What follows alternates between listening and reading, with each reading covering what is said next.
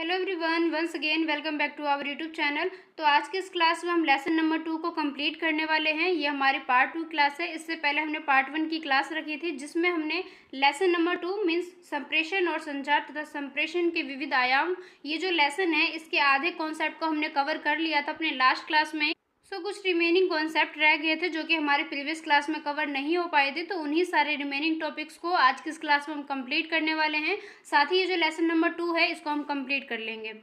तो ये chapter outline है। यहाँ पे देखो, ये जितने भी कॉन्सेप्ट आपको स्क्रीन पे दिखाई दे रहे, हमने यहाँ तक सूचना विश्लेषण इस वाले कॉन्सेप्ट तक हमने पार्ट 1 की क्लास में कंप्लीट कर लिया था। आज की इस क्लास में हमें क्या कवर करना है, यहाँ से सामाजिक ज्ञान एवं मानव मूल्यों का प्रेषण, यहाँ से लेके जो भी एक कॉन्सेप्ट है इस लेसन में, इन सभी को आज की इस क्लास में हमें कंप्लीट करना है। तो आज की इस क्लास में लेसन कंप्लीट हो जाएगा। इससे पहले अगर आपने इस लेसन के पार्ट 1 की क्लास नहीं देखा है तो पहले आप उसको देखना, क्योंकि उसमें हमारे बेसिक कॉन्सेप्ट थे। आज की इस क्लास में डायरेक्टली हम इम्पोर्टेंट टॉपिक को कवर करेंगे, डिस्कस करेंगे। तो पहले आप पार्ट 1 की क्लास देखना, देन उसके बाद में आज की क्लास देखना, क्योंकि अगर आप डायरेक्टली आज की क्लास देखोगे तब भी आपको समझ में आ जाएगा, बट उतने बेहतर तरीके से नहीं आएगा अगर आप स्टार्टिंग से करोगे तो अगर आपने पार्ट 1 की क्लास देखी है तो आपके लिए हेल्पफुल रहेगा ही। अगर आपने नहीं देखा है तो पहले आप पार्ट 1 की क्लास देखना, देन उसके बाद में आज की क्लास देखना। So let's start our class without any further delay.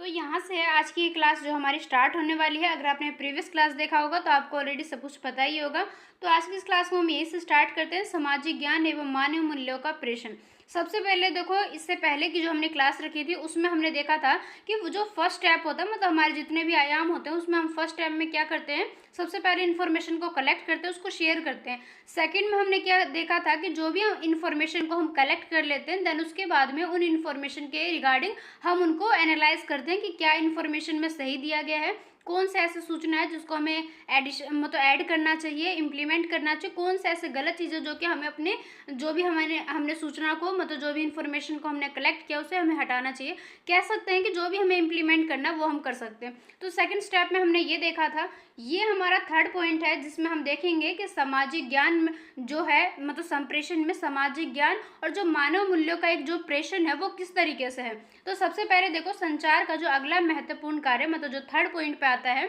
लोगों की ज्ञान, कि लोगों के पास में कितना इन्फॉर्मेशन है, ये लोग अपने स्किल को इंक्रीज करने के लिए कितने ज़्यादा चिंतन है, मतलब कितने ज़्यादा वो इस एक्टिव है। कि क्योंकि कई बार हम इतने ज़्यादा ऐसे हो जाते हैं कि हम सोचते हैं कि इसके बारे में हमें नॉलेज चाहिए। कई बार कुछ लोग ऐसे होते हैं जिनको कोई मतलब नहीं रहता कि उनको इन्फॉर्मेशन मिले या ना मिले, बट कुछ पर्सन ऐसे होते हैं जो कि काफ़ी ज़्यादा एक्टिव रहते हैं। वो सोचते हैं कि हमें डे बाय डे अपने स्किल में इंक्रीजमेंट लेके आना है। तो यहाँ पर इन्हीं चीज़ों को देखा जाता है कि लोग अपने ज्ञान में कितने ज़्यादा वृद्धि करना चाहते हैं, इसके बारे में कितने ज़्यादा चिंतन है, कितने ज़्यादा अटेंटिव है, कितने ज़्यादा एक्टिव है। विभिन्न समाचार पत्र में, पत्रिकाओं में काफ़ी टाइप्स के ऐसे न्यूज़ आते रहते हैं। तो कुछ लोगों को देखोगे आप बिल्कुल डेली रूटीन में वो देखते ही देखते हैं, चाहे न्यूज़ का यूज़ करें, चाहे न्यूज़पेपर का यूज़ करें, चाहे रेडियो का, मतलब जो भी हमारे सामने मीडियम है, किसी भी मीडियम का यूज़ करके हम काफ़ी सारी इन्फॉर्मेशन को लेते हैं। बट कुछ ऐसे पर्सन है जिनको इन सभी से कुछ मतलब नहीं है, उनको कोई फ़र्क नहीं पड़ता कि कहाँ पे क्या हुआ है। तो यहाँ पे देखो, कुछ लोग जो ऐसे जो कि एक्टिव है अपने इन सभी चीज़ों के बारे में, वो चाहते हैं कि हमें इस तरह की इन्फॉर्मेशन मिले। तो यहाँ पर क्या हुआ कि जो भी इस तरीके से इन्फॉर्मेशन को कलेक्ट कर लेते हैं, काफ़ी सारे माध्यम का यूज़ करके वो इस तरीके की सूचना को कलेक्ट करते हैं। तो इन्हीं विशिष्ट जो घटनाएं हो रखे, इनको सूचना मात्र ही नहीं देते, बल्कि इनको समाज में जीवंत प्रश्नों, उनके परिणाम, नीतियों का भी इनको काफ़ी सारी इन्फॉर्मेशन देते हैं। क्योंकि इन सारे इन्फॉर्मेशन के थ्रू उनके जो स्किल है उसमें इंक्रीजमेंट आता है, वो काफ़ी सारे नॉलेज ले पाते हैं। साथ ही साथ समाज में उन्हें किस तरीके से व्यवहार करना चाहिए, किस तरीके से उन्हें एक तरीके से एक सही पर्सन बनना चाहिए, इन सभी चीज़ों से सीखते हैं। तो संचार माध्यमों के द्वारा तरह तरह की जो सूचनाएं हैं, इन्फॉर्मेशन है, वो हमारे सामाजिक दृष्टिकोण आदि के द्वारा व्यक्ति के ज्ञान में वृद्धि करते हैं। मतलब अगर देखोगे, अगर आप में से कोई भी अगर डेली न्यूज़ पढ़ते हैं तो उसके पास में काफ़ी सारे नॉलेज होंगे रिगार्डिंग काफ़ी सारे देशों के बारे में या अपने ही देश के बारे में काफ़ी सारी इन्फॉर्मेशन होगा। वो काफ़ी सारे चीज़ों के बारे में जानते होंगे ऑलरेडी। लेकिन कुछ ऐसे पर्सन है जो कि नहीं देखते, तो उनको नहीं पता होगा। तो यहाँ पर जिन लोगों ने देखा, जो लोग अपने डेली रूटीन में इस चीज़ को इंक्लूड करते हैं, इस चीज़ को लेके चलते हैं, तो उनके पास में ज़्यादा स्किल है, वो एक ज़्यादा स्किलफुल पर्सन माने जाते हैं। इसीलिए तो स्कूल कॉलेजेस में इतना पढ़ाया जाता है, ताकि आपके पास में हर चीज़ के बारे में नॉलेज मिल सके। इवन आप अगर कुछ भी चीज़ पढ़ते हो तो वहाँ पर कुछ ना कुछ आपको इन्फॉर्मेशन संप्रेषण ही प्रोवाइड किया जाता है। तो यहाँ पर इसी चीज़ को हम देखते हैं कि इस संप्रेषण के द्वारा ही इसके जो आयाम होते हैं, इसके थ्रू ही किस तरीके से सामाजिक ज्ञान में वृद्धि किया जाता है, किस तरीके से लोगों को एक स्किलफुल पर्सन बनाने में हेल्प प्रोवाइड करती है, किस तरीके से उन्हें एक बेहतर एक शिक्षा के मार्ग की तरफ लेके जाते हैं। इन्हीं के साथ ही ये लोग जो सामाजिक एवं मानवीय मूल्यों की शिक्षा भी देते हैं। कुछ लोग ऐसे भी होते हैं जो कि शिक्षा को प्रोवाइड भी करते हैं, कुछ ऐसे भी हैं जो कि इसको लेते हैं। तो एक तरीके से देखो, अगर आप इस चीज़ को, अगर आपने ये लाइन सुना होगा कि एक पर्सन जब जन्म लेता है उस टाइम से लेकर उसकी मृत्यु के टाइम तक वो हर चीज़ सीखता ही रहता है। अगर कोई पर्सन काफ़ी ज़्यादा ओल्ड एज का है तो ऐसा नहीं है कि वो ओल्ड एज में जाके अपने लाइफ में सब कुछ सीख चुका, अब उसको कुछ भी सीखने की जरूरत नहीं है। एक पर्सन अगर वो जन्म लेता है तो उसके मृत्यु काल तक वो डे बाय डे कुछ ना कुछ चीज़ सीखता ही चला जाता है। तो इस तरीके से हम अपनी पूरी लाइफ में लर्निंग ही करते जाते हैं, चाहे वो हमारे पर्सनल लाइफ से रिलेटेड हो, चाहे वो हमारे एजुकेशन से रिलेटेड हो। मतलब कि हम अपने पूरे लाइफ में कुछ ना कुछ सीखते हुए चले जाते हैं, जो कि हमारे स्किल में कहीं ना कहीं इंक्रीजमेंट लेके आते हैं। तो इस तरीके से जो संप्रेषण में सामाजिक ज्ञान को इंक्लूड किया जाता है, जहाँ पर ये देखते हैं कि किस तरीके से लोगों के ज्ञान में वृद्धि किया जा सकता है, उनके व्यवहार में परिवर्तन किया जा सकता है, क्योंकि नॉलेज के थ्रू ही हमारे व्यवहार हमें पता चलते हैं। साथ ही साथ हम लोगों के व्यवहार के बारे में जानते हैं कि कौन कैसा है, और हमारा जो नेचर है वो भी इसी पे डिपेंड हो जाता है कि हमारा नेचर कैसा है, हम कैसे व्यवहार के व्यक्ति है। तो यही सारा हमारे नॉलेज के ऊपर ही डिपेंड करता है, हमें कितनी नॉलेज है या नहीं है, यही सब हमारे नेचर को डिफाइन करते हैं। इस वजह से जो सामाजिक ज्ञान है ये यहाँ पे आयाम के रूप में रखा गया है। साथ ही साथ एक गवर्नमेंट के द्वारा भी और साथ साथ एक पर्सन के द्वारा खुद भी, मतलब पर्सनली तौर पर भी हम क्या चाहते हैं कि हमारे विकास में वृद्धि हो सके और हमें काफ़ी सारी चीज़ों के बारे में पता चल सके। तो यहाँ पे सामाजिक मूल्य के अकॉर्डिंग देखें तो लोगों की जो भी प्राथमिकताएं हैं उसको निर्धारित करके उनके प्रति एक सचेतना विकसित की जाती है, ताकि लोग अपने बारे में अटेंटिव हो सके, एक्टिव हो सके और डेली लाइफ में एक अपने ज्ञान में वृद्धि करने की ओर में चल सके। उसके बाद में जो हमारा नेक्स्ट फोर्थ पॉइंट है, मनोरंजन एवं संप्रेषण। देन उसके बाद देखो जो नेक्स्ट पॉइंट है, इसके अकॉर्डिंग ये बताया गया है कि जो संचार एवं संप्रेषण माध्यम है उसका एक महत्वपूर्ण, मतलब काफ़ी ज़्यादा इम्पोर्टेंट आयाम जो है मनोरंजन भी माना गया है। कि ऐसा नहीं है कि एंटरटेनमेंट को एक अलग से या उसको कम यूज़फुल चीज़ें माने या उसको हम कम इम्पोर्टेंस माने, इसकी भी काफ़ी ज़्यादा इम्पोर्टेंस है, काफ़ी ज़्यादा इसको इम्पोर्टेंट माना जाता है। क्यों माना जाता है उसको भी हम डिस्कस करेंगे। यहाँ पे जस्ट आप ये देखो कि संचार एवं संप्रेषण का एक आयाम माना जाता है मनोरंजन। एक तरीके से यदि हम जनसंचार माध्यमों से अगर उसके डेवलपमेंट पे ध्यान दें या देखते हैं कि काफ़ी सारे ऐसे चीज़ें हैं जो कि मनोरंजन के रूप में आते हैं, लेकिन वो जो मनोरंजन के रूप में आते हैं उसका भी कहीं ना कहीं मेन ऑब्जेक्टिव है हमारे संस्कार में, हमारे व्यवहार में परिवर्तन लेके आना। जो जैसे देखो आप सोप्स ओपेरा के माध्यम से विभिन्न आयोजन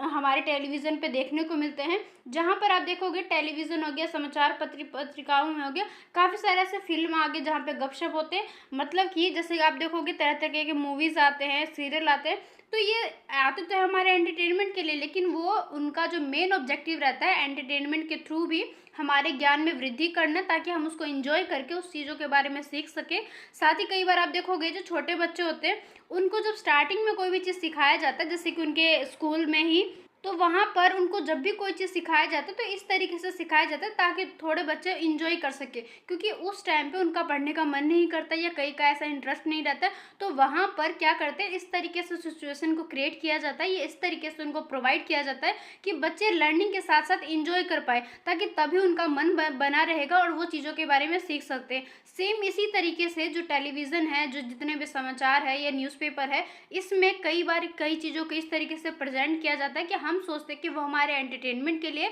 बट कहीं ना कहीं उनका भी मेन ऑब्जेक्टिव हमारे ज्ञान से, हमारे स्किल से, हमारे एक्सपीरियंस से, इन सभी चीज़ों से रिलेट हो जाता है। तो इस तरीके से लोगों का एक तरीके से रुचि बना रहता है और लोग इसके थ्रू काफ़ी सारी इन्फॉर्मेशन को कलेक्ट करते हैं।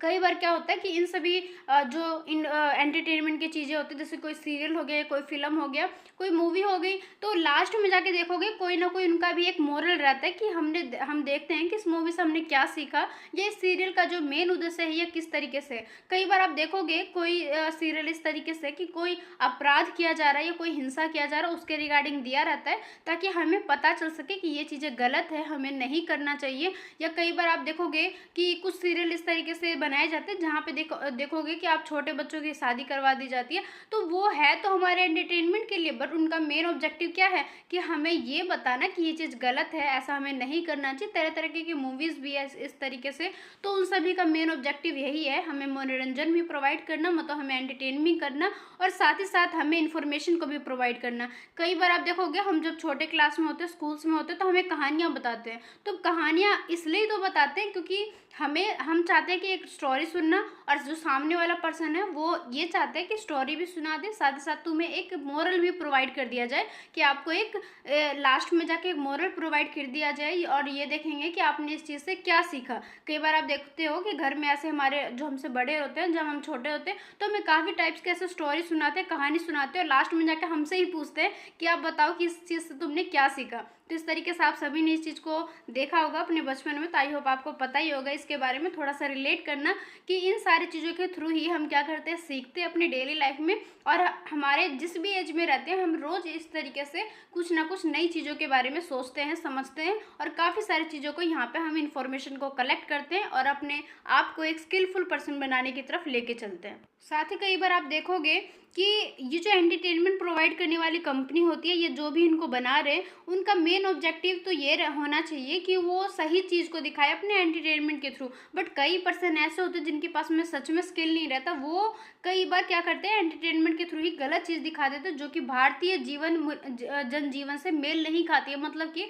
हमारे संस्कृति के अकॉर्डिंग, हमारे जो कंट्री है उसके अकॉर्डिंग वो सही नहीं होता है। यहाँ पर इस तरीके से चमक धमक दिखा दिया जाता है, ये किस तरीके से सॉन्ग दिखा दिया जाता है, किस तरीके से कई बार देखोगे आप, आजकल तो बहुत ज़्यादा इस चीज़ का चला हुआ है कि यहाँ पर गलत तरीके से हर चीज़ को दिखाया जाता है। तो ऐसा नहीं करना चाहिए, हमें गलत प्रेरणा देती है। चलो अगर किसी आदमी ने इस चीज़ को समझ लिया कि ये चीज़ गलत है, मुझे इस तरीके से नहीं करना, तो उनके लिए तो ठीक है। बट कुछ ऐसे पर्सन हो जाते हैं जो कि इनके अकॉर्डिंग ही चलने लग जाते हैं, तो इस तरीके से जो हमारा एक अवास्तविक जीवन मूल्य की तरफ चला जाता है, जहाँ पर हम एक गलत रास्ते की तरफ चले जाते हैं। तो यहाँ पर ये ध्यान में रखना होना चाहिए, मतलब हमारे समाज में इस तरीके की थिंकिंग लोगों के पास में होनी चाहिए कि जो भी इस तरीके से चीज़ों को प्रोवाइड किया जा रहा है, मतलब जो भी संचार माध्यमों की तरफ से या इनके हेल्प से जो भी मनोरंजन होता है, वो इस तरीके से दे ताकि वो हमारे समाज के लिए सही हो सके, साथ ही साथ उससे कोई भी गलत चीज़ों की तरफ में रुझान ना जा सके, या गलत चीज़ों के बारे में उससे एक तरीके से उसको फैसिलिटी जो है वो प्रोवाइड ना कर सके। तो हमें इस चीज़ को ध्यान में रखना चाहिए। संचार माध्यमों में जो भी प्रस्तुत किया जा रहा है, लेख हो गया, कोई भी चित्र वहाँ पे दिखाया गया, कार्टून हो गया, कविता हो गया, नाटक हो गया, कहानी हो गया, टीवी सीरियल आदि से मनोरंजन भी खूब होता है। साथ ही साथ इसमें दिवसव्यापन में हमारे व्यक्ति जीवन, मतलब हमारी डेली लाइफ से भी रिलेट करके हुए बताते हैं। तो इन सारी चीज़ों को यहाँ पे इम्प्लीमेंट किया जाता है, दिखाया जाता है, तो इसमें हमारा काफ़ी ज़्यादा इंटरेस्ट बना रहता है। तो अच्छी बात है कि लोगों का इसमें इंटरेस्ट बनता है। तो इसी तरीके से ध्यान में हमें रखना चाहिए कि जो भी एंटरटेनमेंट की चीज़ें को प्रोवाइड की जा रही है वो सही दिखाया जाए उसमें, ताकि लोग अगर उसमें इंटरेस्ट लेते हैं तो लोगों को उसके बारे में सही एक दिशा भी मिलनी चाहिए, एक सही इन्फॉर्मेशन भी मिलनी चाहिए। आई होप कि आपको ये कॉन्सेप्ट भी सही तरीके से समझ में आ गया होगा। थोड़ा सा रिलेट करने की कोशिश करना, क्योंकि एग्जाम्पल इसीलिए दिए जाते हैं ताकि आप चीज़ों को रिलेट कर पाओ। उसके बाद में नेक्स्ट है शिक्षा प्रदान करना। ये हमारा नेक्स्ट आयाम है, जिसमें हम ये देखते हैं कि कोई भी जो है एजुकेशन है या कोई भी जो शिक्षा है वो मानव जीवन का बिल्कुल बेस है, क्योंकि हम यहीं से सारे चीज़ों को समझते हैं। तो शिक्षा का जो मेन ऑब्जेक्टिव है सिर्फ ये नहीं है कि आपको पढ़ना है या लिखना है या सीखना है या सिर्फ आपको एग्जाम देना है। यहाँ पर पढ़ने लिखने का मतलब, शिक्षा को लेने का मतलब ये होता है कि ताकि लोग जो है, मनुष्य जो है, उनको एक सुयोग्य मनुष्य बना सके और नागरिक बनाना चाहते हैं, ताकि जब आप सारी चीज़ों के बारे में सीखते हो तो सिर्फ इसलिए नहीं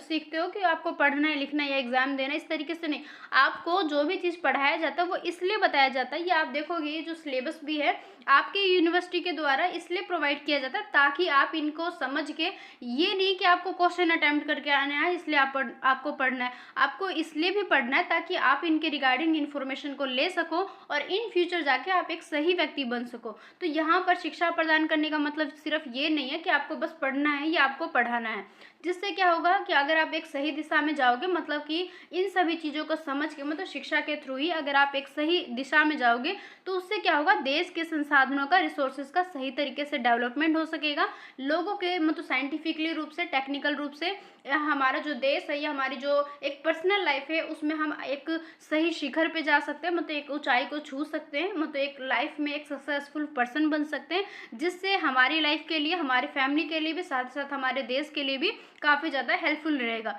तो यहाँ पर इस चीज़ को यहाँ पे हम देखते हैं कि ये काफ़ी ज़्यादा सच्चाई है कि शिक्षा और मनोरंजन देश के विकास के एक गाड़ी के रूप में है, जो कि हमें आगे की तरफ में लेके चलती है। तो यहाँ पर मेन उद्देश्य की पूर्ति की जाती है, विभिन्न चैनल है, विज्ञापन है, जहाँ से हमें अलग अलग ढंग से जो प्रचार प्रसार करके हमें शिक्षा दे रहे हैं। मतलब कि आप देखोगे कि कई तरीके से ऐसे इन्फॉर्मेशन है जो कि हमें दिया तो जाता है एक चैनल के थ्रू, विज्ञापन के थ्रू, बट वो हमें इस तरीके से नॉलेज देते हैं जिससे हमारे ज्ञान में वृद्धि हो पाता है। तो यहाँ पे देखोगे जैसे कि जन सामान्य स्वस्थ रहे एवं प्रदूषित रहित वातावरण का निर्माण कर सके, कि अगर आपको पता ही नहीं रहेगा कि क्या सही है क्या गलत है तो आप पता नहीं क्या कर दोगे, या कोई दूसरा पर्सन पता नहीं क्या करेगा। बट अगर उसके पास में सभी नॉलेज रहेगा, उसको सभी के बारे में सही से पता रहेगा कि क्या सही है क्या गलत है, हमें इस तरीके से प्रदूषण नहीं करना चाहिए या इस तरीके से हमें अपना ध्यान में रखना चाहिए, तो वो एक स्वस्थ भी रह सकते हैं, साथ ही साथ देश के लिए प्रदूषण, इन सभी चीज़ों को कंट्रोल करने में हेल्प कर सकते हैं। तो यहाँ पर इन्हीं जो हमारी शिक्षा है इनका मेन उद्देश्य यही रहता है कि हमें सिर्फ पढ़ना लिखना नहीं है, इन सभी के बारे में इंफॉर्मेशन को लेना है, ताकि जो हमारा स्वच्छता है, हमारा जो एक प्रदूषण है, स्वास्थ्य है, इन सभी के प्रति हम जागरूक हो सके, हम देख सके कि क्या सही है क्या नहीं गलत है, ताकि जितनी भी गंदगी है उनसे, बीमारियों से बच सके, हमें किस तरीके से अपने लिमिटेड रिसोर्सेज का यूज़ करना है, इन चीज़ों के बारे में हम ध्यान रखें, इनके बारे में अटेंटिव हो सके, एक्टिव हो सके, और जो कि चीज़ सही है उसको हम थोड़ा सा इंक्रीजमेंट लेके सके, उसमें अपना एक योगदान दें। तो शिक्षा ने विज्ञान को तो जन्म दिया, लेकिन विज्ञान ने जनसंचार एवं जो संचार है, जनसंचार माध्यमों को जन्म दिया, क्योंकि जैसे जो साइंस है चलो लोगों के द्वारा बनाया गया है, जिसमें अलग अलग तरह के, इसका एरिया काफ़ी ज़्यादा वास्ट है, लेकिन विज्ञानी तो है, मतलब लोगों के पास में इतना ज्ञान ही तो है, स्किल ही तो है, जिसके थ्रू उन्होंने संचार एवं जनसंचार माध्यमों को भी एक तरीके से डेवलपमेंट में लेके उसको एक लोगों के सामने प्रस्तुत किया, इंट्रोडक्शन किया। तो यहाँ पर मेन शिक्षा का यही उद्देश्य है। तो हम यहाँ पर ये कह सकते हैं कि शैक्षिक एवं वैज्ञानिक प्रगति आर्थिक रूप से और सामाजिक प्रगति में हेल्पफुल रहते हैं। एक दूसरे के बिना इनका अस्तित्व की कल्पना नहीं की जा सकती, मतलब कि एक दूसरे के बिना ये अधूरे हैं। तो दोनों को यहाँ पर एक साथ लेके चलते हैं, इन्हीं के थ्रू हम अपने शिक्षा में वृद्धि कर सकते हैं, इम्प्लीमेंट कर सकते हैं। साथ ही आप देखोगे आजकल क्या हो गया कि काफ़ी सारे ऐसे यूनिवर्सिटी है, जैसे इग्नू का देख लो, ड्यू का देख लो, उन्होंने क्या किया है कि उन्होंने इस तरीके से एक मोटिव लिया, जो उन्होंने अपने एक तरीके से इनोवेशन लिया कि वो सिर्फ आप शिक्षा प्रदान नहीं करेंगे, काफ़ी तरह के अलग अलग उनका जो काफ़ी सारा काम हो गया वो भी आजकल प्रोवाइड करने लगे, शैक्षणिक चैनल बनाने लगे, रेडियो टेलीविज़न के थ्रू जो शिक्षा है उसका प्रचार प्रसार करने लगे। तो यहाँ पर देखो किसी न किसी ने तो अपना योगदान दिया ना समाज में। तो इस तरीके से, क्योंकि उन्होंने इसलिए दिया क्योंकि उनके पास में नॉलेज है, उन्होंने समझा कि इस चीज़ को करना ज़्यादा बेहतर है। तो इस वजह से हम क्या कह सकते हैं कि शिक्षा काफ़ी ज़्यादा इम्पोर्टेंट है। शिक्षा के थ्रू ना सिर्फ हम पढ़ते हैं लिखते हैं, बल्कि अपनी पर्सनल ग्रोथ को भी इंक्रीजमेंट की तरफ लेके चलते हैं। उसके बाद में जो हमारा नेक्स्ट कॉन्सेप्ट है, घटना एवं मुद्दों की व्याख्या करना, कि जो भी एक सूचना है, जो भी एक घटना चल रही है हमारे आसपास में, उनकी हमें जानकारी भी हो, साथ ही साथ उसके पीछे में मतलब जो भी एक डायरेक्टली इनडायरेक्टली जो रीज़न है, मतलब कारण है या उनके महत्व है, उनको भी हम समझ सकें कि यहाँ पर जो मान लो कोई सिचुएशन आ जाता है, घटना आ जाता है, कोई भी मुद्दा आ जाता है, तो सिर्फ ये नहीं है कि उनके बारे में हमने जान लिया बस ये काफ़ी है, ये काफ़ी नहीं है, हमें इसके बारे में व्याख्या करनी है, इसके बारे में और डीपली डिस्कस करना है, इसके बारे में और ज़्यादा जो इन्फॉर्मेशन है उसको कलेक्ट करना है, ताकि इसके बारे में हम ज़्यादा से ज़्यादा नॉलेज को कलेक्ट कर सकें और जान सके कि क्या सही है क्या गलत है। तो इनके बारे में आप कैसे जान सकते हो? संचार एवं संप्रेषण के थ्रू ही जान सकते हो। इस वजह से इसको एक आयाम के रूप में माना जाता है, क्योंकि ऐसे बहुत से मुद्दे हैं, बहुत से ऐसी घटनाएं ऐसी होती हैं जहाँ पर जिनका मानव जीवन पर काफ़ी ज़्यादा गहरा और काफ़ी ज़्यादा दीर्घकालीन प्रभाव पड़ता है। गहरा का मतलब ये है कि काफ़ी ज़्यादा मानसिक रूप से हमारे माइंड पे जोर पड़ता है उस चीज़ को लेके, और दीर्घकालीन होता है तो काफ़ी लंबे टाइम तक हमारे दिमाग में वो सारी चीज़ें चलती रहती है। तो कई बार क्या हो जाता है, ऐसी घटनाएं या ऐसा कोई सा टॉपिक हो जाता है, मुद्दा हो जाता है, तो इन सभी की हमें व्याख्या करनी चाहिए। साथ ही साथ जन सामान्य को जब तक इन घटनाओं की आलोचनात्मक जानकारी नहीं दी जाएगी तो वे उनके उस टॉपिक के बारे में, उस विषय के बारे में अपना जो भी एक मत है, जो भी एक राय है वो नहीं दे सकते, कोई भी सजेशन नहीं दे सकते। तो यहाँ पर इसको एक आयाम के रूप में रखा जाता है संचार एवं संप्रेषण के अंदर। उसके बाद में नेक्स्ट हमारा कॉन्सेप्ट है समाज में एकजुटता लाना।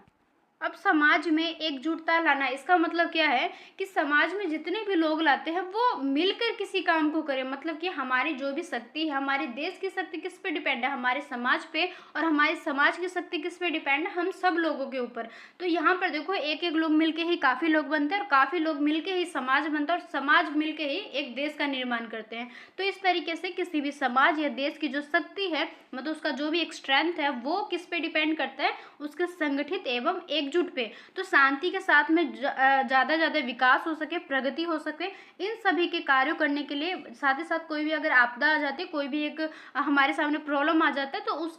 उसको हम कैसे फेस कर सकते हैं, उसके पुनर्निर्माण के लिए या राष्ट्रीय संकट के लिए, देश की सुरक्षा के लिए लोगों का एकजुट होना काफ़ी ज़्यादा जरूरी है, क्योंकि तभी हम मिलके उस सभी सिचुएशन से लड़ सकते हैं, प्रॉब्लम से दूर हो सकते हैं, या बोल सकते हैं कि प्रॉब्लम का सोल्यूशन निकाल सकते हैं। तो मिलकर ही हम किसी चीज़ को कर सकते हैं। तो ये एक आयाम के रूप में जहाँ पर समाज में एकजुटता लाना काफ़ी ज़्यादा जरूरी है, क्योंकि इसके थ्रू ही हम एक देश को एक स्ट्रॉन्ग देश बनाने में अपना योगदान दे सकते हैं, अपनी भूमिका को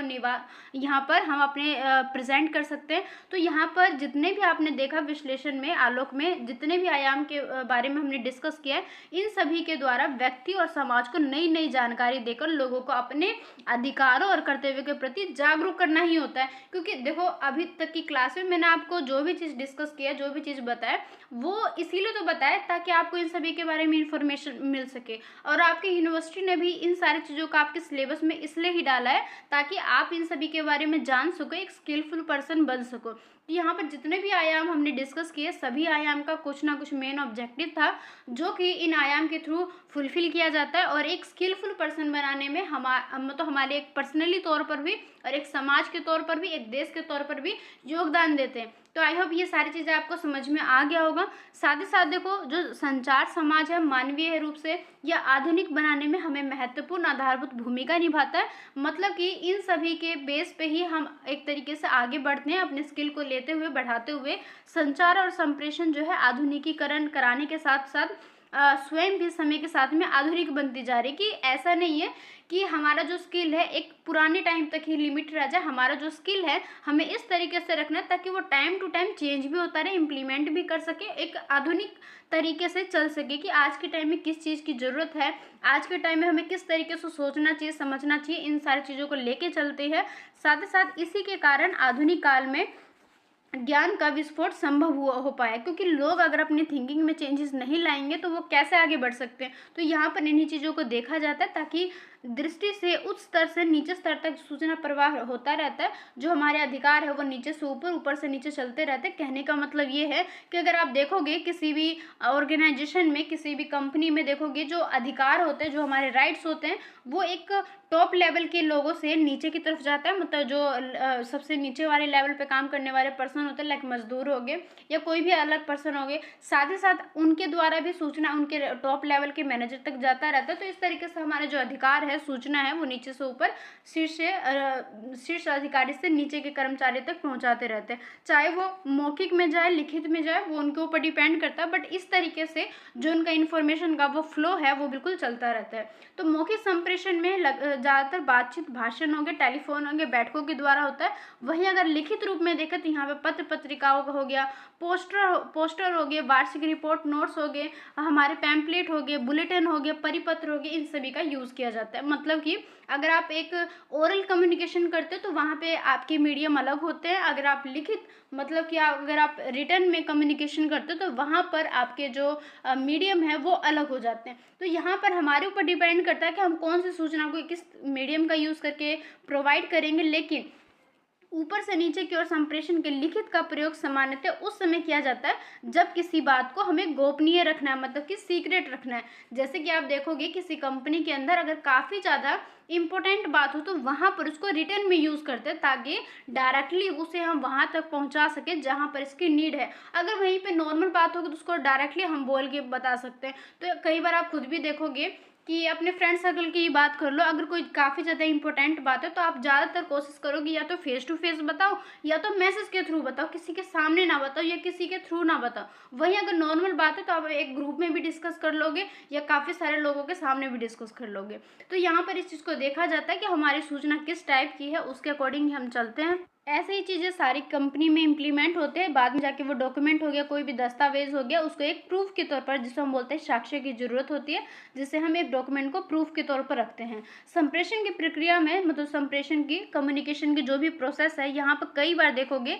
निम्न स्तर से जो टॉप लेवल के होते हैं उस तरफ जाते हैं संचार। वहीं पे संगठनात्मक रूप में कर्मचारी अपने अधिकारों के आदेश एवं निर्देशों के उत्तर देते रहते हैं, मतलब जो भी एक सूचना है वो चलती रहती है। जैसे मैं आपको एग्जाम्पल के लिए बताती हूँ, मान लो किसी कंपनी में एक जो मैनेजर है वो टॉप लेवल पे है और उसके नीचे काफ़ी सारे पर्सन काम कर रहे हैं। अब एक जो मजदूर है, जो एक सबसे नीचे वाले जो लोग हैं वो काम कर रहे हैं, वो क्या करेंगे, मान लो उनको कोई भी सजेशन देना हो अपने काम के रिगार्डिंग, तो वो क्या करेंगे, टॉप लेवल मैनेजर को देंगे कि इस तरीके से इस काम को किया जाना चाहिए तो आपको ज़्यादा प्रॉफिट होगा, या इस तरीके से करना ज़्यादा बेटर रहेगा। तो वो इस तरीके से बता सकते हैं। साथ ही साथ मैनेजर को कोई ऑर्डर देना हो या कोई बात बतानी हो तो वो क्या कर सकते हैं, अपने थ्रू एक जो काम में एक फिजिकल तौर पर जुड़े हुए पर्सन है उनको डायरेक्टली जाके बता देंगे कि इस काम को आपको इस तरीके से करना है। तो यहाँ पर देखो इन्फॉर्मेशन का जो फ्लो है वो ऊपर से नीचे, नीचे से ऊपर की तरफ में चलता रहता है। इस बीच में अपील हो गया, सुझाव हो गया, शिकायत हो गया, सारी चीज़ों को इंक्लूड किया जाता है। जब एक सामान्य स्तर के व्यक्तियों के मध्य सूचना का प्रवाह होता है तो उसे क्षैतिज या पार्श्व संचार कहा जाता है। काफ़ी इंपॉर्टेंट लाइन है, इसे आप चाहे तो हाईलाइट कर लेना। मतलब कि जब सेम लेवल के व्यक्ति का मतलब क्या है कि मान लो अगर हम किसी कंपनी का एग्जाम्पल ले ले तो वहाँ पर दो मैनेजर अगर सेम ही पोस्ट पे है तो वो क्या कहलाएंगे, समान स्तर के व्यक्ति, जहाँ पर उनका जो पोस्ट है वो बिल्कुल सेम ही है, दोनों मैनेजर ही है या दोनों वर्कर ही है। तो यहाँ पर जब देखते हैं, जब सेम लेवल के व्यक्ति आपस में बातचीत करते हैं, मतलब कि इन्फॉर्मेशन का फ्लो जारी रखते हैं, इन्फॉर्मेशन को एक दूसरे के साथ में शेयर करते हैं, तो उसे हम कहते हैं क्षैतिज या पार्श्व संचार। इसी प्रकार से जो संप्रेषण का रूप है वह सहकर्ती समूह में वर्ग के मध्य दिखाई देता है। उदाहरण के लिए देखो यहाँ पे दिया गया भी है, अगर प्रोडक्शन मैनेजर और मार्केटिंग मैनेजर के बीच में लगातार कॉन्वर्सेशन चालू रहता है तो इस प्रकार से इसे हम कहेंगे क्षैतिज संचार का रूप है, क्योंकि दोनों जो है तो मैनेजर ही। इस प्रकार से संचार जो है लिखित या मौखिक, मतलब ओरल भी हो सकता है, रिटन भी हो सकता है, दोनों के बीच में किसी भी तरीके से दोनों काम को किया जा सकता है। उसके बाद में देखो, मान लो अगर हम मौखिक क्षैतिज संचार में अगर सेम लेवल के लोगों के बीच में कम्युनिकेशन होता है और आपस में डिस्कस करते हैं, जैसे लंच आदि के समय, बैठकों के समय, सम्मेलन के समय या टेलीफोन पे भी बातचीत कर सकते हैं जब सेम लेवल के व्यक्ति बात करते हैं। तो क्षैतिज लिखित संचार के अंतर्गत पत्र आगे, मेमो आगे, इस तरीके की रिपोर्ट्स को भी इंक्लूड किया जाता है। सूचना एवं संचार का जो रूप है वो यानी क्रॉस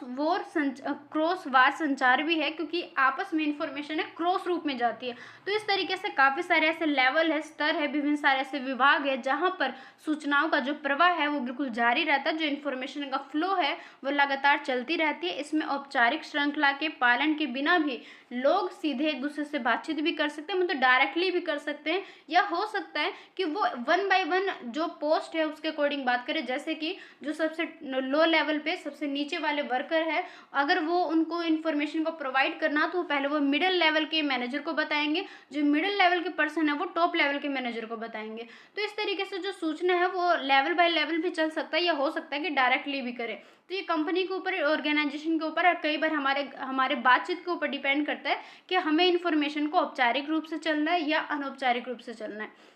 तो इसका सबसे बड़ा जो गुण है, मतलब सबसे जो अच्छी बात है ये है कि यह कर्मचारियों के मनोबल में और प्रतिबद्धता में वृद्धि करता है, कि इससे क्या होता है, हम एक तरीके से मोटिवेट होते हैं, क्योंकि ये सीधे बड़े अधिकारियों से बातचीत कर सकते हैं। कई बार आप देखोगे अगर हम अपने बड़े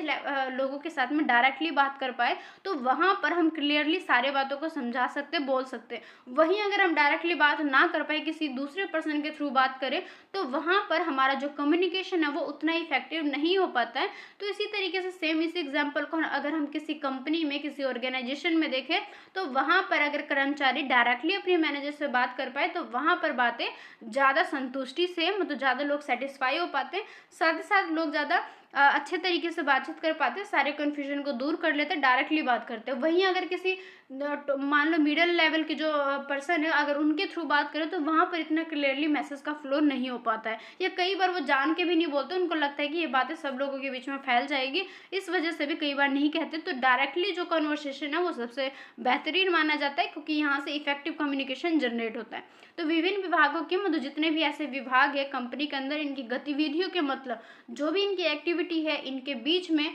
कोऑर्डिनेशन रखना, मतलब समन्वय स्थापित करना काफ़ी ज़रूरी हो जाता है, क्योंकि ये परस्पर बातचीत एवं संवाद कर सकते हैं। क्योंकि अगर आपस में कोऑर्डिनेशन रहेगा, अगर आपस में जो उनका रिलेशन है वो सही है, तो आपस में गपशप करना, बातचीत करना, इन्फॉर्मेशन को एक दूसरे के साथ में शेयर करना काफ़ी ज़्यादा ईजी भी हो जाता है, काफ़ी ज़्यादा सही भी हो जाता है।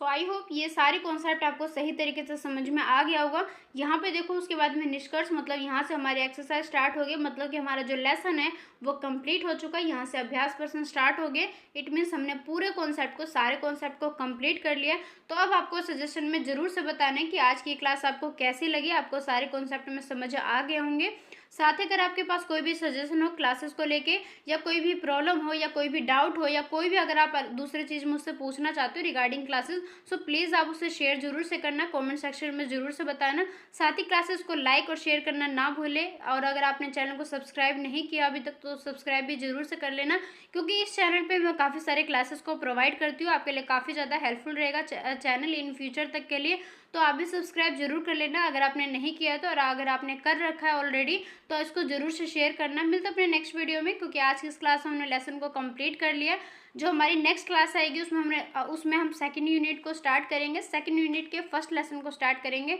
तो आज की इस क्लास में बस इतना ही, मिलता है अपने नेक्स्ट वीडियो में, तब तक के लिए bye, take care and thank you so much.